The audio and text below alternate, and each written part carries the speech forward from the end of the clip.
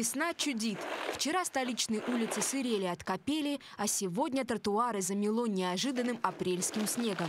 Но студенты СВФУ готовы дать бой всем погодным неурядицам. Работа кипит, а в ход идут и лопаты, и грабли. Ребята признаются, такая полезная физическая активность им только в радость.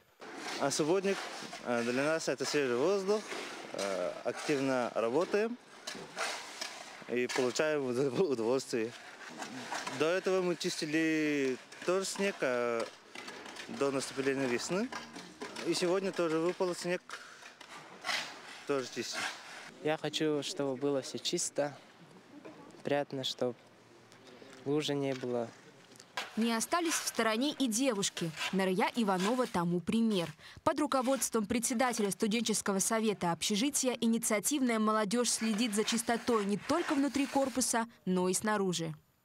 Каждую весну, когда вот уже все растаяло, выходим, убираем. Такие субботники у нас проводятся ежегодно, не только весной, но и осенью. Мы каждую неделю проводим разные мероприятия для жителей нашего общежития.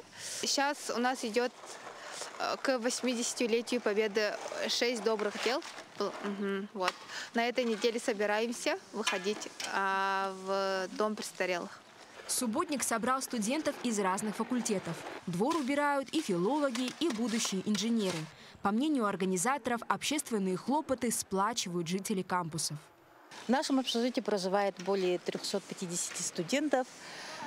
Они все очень дружно выходят на субботники, на разные мероприятия, которые мы проводим на территории. На прилегающих участках проходимость у нас большая, так как находится здание КФН, КТФ. Студенты у нас очень большие молодцы, всегда даже проявляют свою активность со своей стороны и никогда не отказываются, относятся как к своему родному дому. Этот субботник не первый и не последний. В мае студенческий десант вновь выйдет на уборку территории. А с чистотой и порядком и учиться будет легче. Эржена Гармаева, Нюргун Старостин, Якутск.